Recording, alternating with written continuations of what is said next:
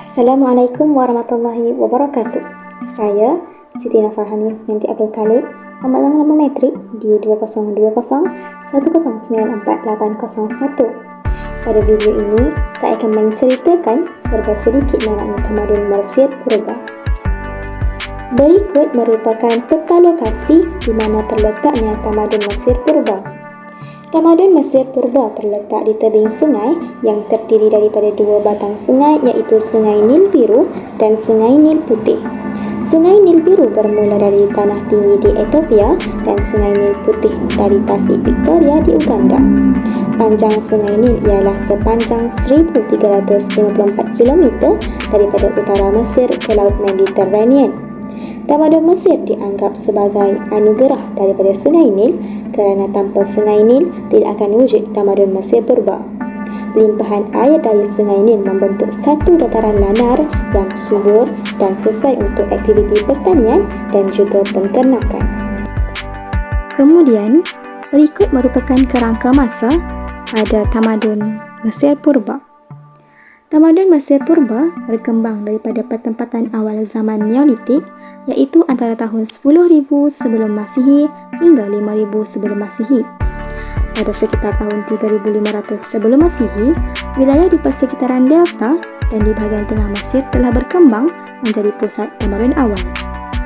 Zaman kegemilangan kerajaan Mesir Purba berlaku pada zaman kerajaan Empire, tetapi mengalami kemerosotan dan keruntuhan apabila dikuasai oleh pemerintah asing seperti Raja Libya pada tahun 1100 hingga 947 sebelum Masihi.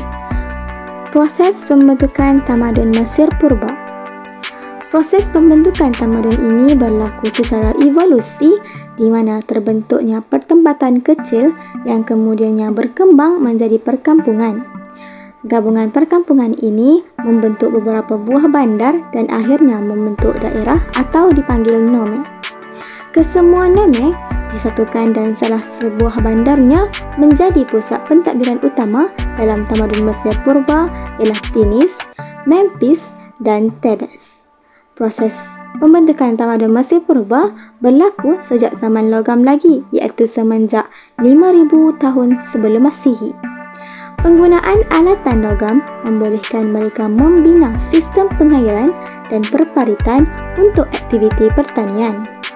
Keupayaan mereka dalam mengawal banir dan pembinaan terusan telah berjaya membentuk satu delta lanar yang subur dan sesuai untuk mendirikan pertempatan. Ciri-ciri tamadun Mesir Purba merangkumi kehidupan di bandar, kehidupan berorganisasi, sistem pemerintahan, pembentukan empire, pengkhususan pekerjaan, sistem kepercayaan dan keagamaan, dan sistem tulisan. Kehidupan di bandar. Bandar merupakan tempat kediaman Raja Mesir Purba yang dikenali sebagai Fir'aun. Di bandar, terdapat beberapa kediaman Fir'aun, pusat pentadbiran, pusat keagamaan, pelabuhan dan pusat tumpuan penduduk. Pembentukan bandar di Mesir bermula apabila Fir'aun Menes berjaya menyatukan kesemua nome menjadi sebuah kerajaan dan mengasaskan pusat pentadbirannya di bandar Tinis yang terletak di bahagian tengah Sungai Nil. Pusat pentadbirannya telah berpindah ke bandar Memphis dan pada zaman kerajaan pertengahan, pusat pentadbiran ini telah berpindah ke bandar Thebes. Selain itu, terdapat beberapa buah bandar penting yang lain seperti Heliopolis, Fayum dan Abydos. Kehidupan berorganisasi. Pada zaman kerajaan lama, Fir'aun dianggap sebagai jelmaan Tuhan Horus, tetapi semasa pemerintahan dinasti ketiga dan keempat, Fir'aun digelar sebagai Raja Matahari kerana dipercayai Fir'aun adalah anak Tuhan Matahari, iaitu Amon-Re. Fir'aun juga berkuasa dalam hal pentadbiran tanah, menetapkan cukai, berkuasa menentukan dan menetapkan masa untuk memulakan penanaman serta mengawal sistem pengairan dari Sungai Nil. Golongan kedua terdiri daripada golongan pembesar, rahib, bangsawan, jurutulis dan tuan tanah. Golongan ketiga pula terdiri daripada rakyat bebas yang terdiri daripada petani, pedagang dan artisan. Hamba berada di tingkat paling bawah dalam susunan lapis masyarakat. Sistem pemerintahan. Kedudukan wanita dalam tamadun Mesir Purba amat dipandang tinggi, malahan mereka diiktiraf sebagai pemimpin. Pada zaman Empire, seorang wanita telah dilantik menjadi Fir'aun, iaitu Fir'aun Hatshepsut.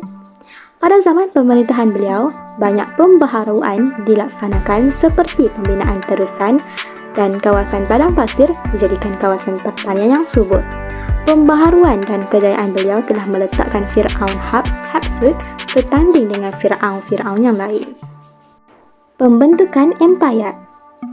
Pembentukan Empire pada zaman kerajaan Mesir Purba berlaku antara tahun 1570 hingga 1085 sebelum Masihi dalam tempoh pemerintahan 13 Fir'aun yang penting. Zaman Empire Mesir Purba ini dimanifestasikan dengan penaklukan dan penguasaan Mesir ke atas wilayah-wilayah lain di Afrika dan Asia. Proses penaklukan ke atas wilayah-wilayah bermula pada zaman pemerintahan Fir'aun Thutmose I yang berjaya menyatu semula kawasan di Asia Barat dan menghapuskan pemberontakan yang menentang kerajaan pusat. Era kegemilangan Empire Mesir Purba ialah semasa pemerintahan Fir'aun Thutmose III yang berjaya meluaskan Empire Mesir dan menguasai perdagangan di wilayah-wilayah Laut Mediterranean serta Laut Merah dan menjadikan Mesir pusat perdagangan yang penting.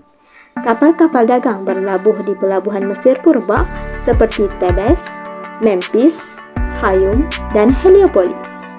Kemewahan serta kegemilangan Mesir pada zaman Empire berterusan sehingga zaman pemerintahan Ramesses III apabila Mesir Purba mula mengalami zaman kemerosotan.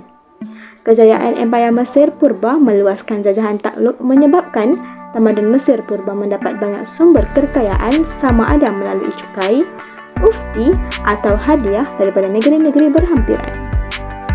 Empire Mesir Purba pada zaman kegemilangannya merangkumi kawasan yang amat luas termasuklah wilayah Nubla di selatan Mesir hingga ke utara serta barat dan wilayah di sebelah Asia termasuklah Palestin hingga ke Lebanon dan Syria. Pengkhususan pekerjaan. Perkembangan ekonomi yang pesat telah mewujudkan pengkhususan pekerjaan seperti pembuat barang tembikar, penenun, pembuat peralatan harian, petani, peniaga, artisan dan sebagainya.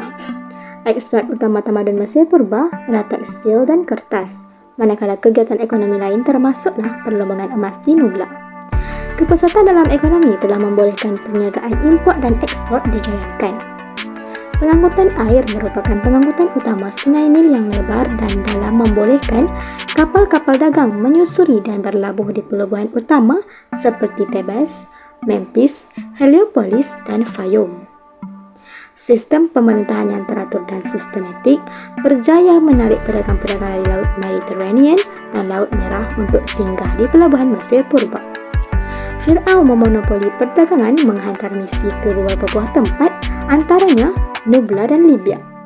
Pelabuhan entrepot Mesir ialah Babylos. Kepercayaan dan keagamaan.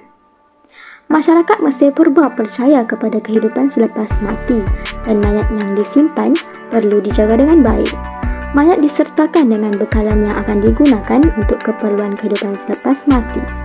Mayat diawet menjadi mumia supaya tidak reput dan dibekalkan dengan bekalan kubur seperti barangan makanan, kelengkapan harian, perhiasan dan sebagainya. Contohnya, makam Tutankhamun II dibekalkan dengan perhiasan emas lebih daripada 11 kg. Bekalan kubur yang banyak dan berharga memperlihatkan status dan darjat mayat yang dikebumikan. Sistem tulisan. Sistem tulisan di tamadun Mesir Purba dikenali sebagai hieroglif, iaitu sistem tulisan yang berasaskan kombinasi gambar dan simbol yang berdasarkan bunyi. Sistem tulisan digunakan untuk mencatat aktiviti pertanian dan penutupan cukai. Tulisan juga digunakan untuk tujuan keagamaan, amalan ritual, etik, mantra, lagu-lagu suci dan sebagainya. Hieroglif merupakan tulisan awal Mesir Purba berbentuk tulisan bergambar. Tulisan ini berkembang menjadi tulisan hierartik, iaitu tulisan berangkai. Pada tahun 700 sebelum Masihi, tulisan hieratik berkembang. Tulisan hieroglif ini ditulis pada batu, kayu dan batang pokok papyrus yang dileperkan. Dengan menggunakan tulisan hieroglif, Cerdik pandai Mesir purba berjaya menghasilkan teks berhubung dengan falsafah, ekonomi, matematik dan undang-undang. Sekian, terima kasih.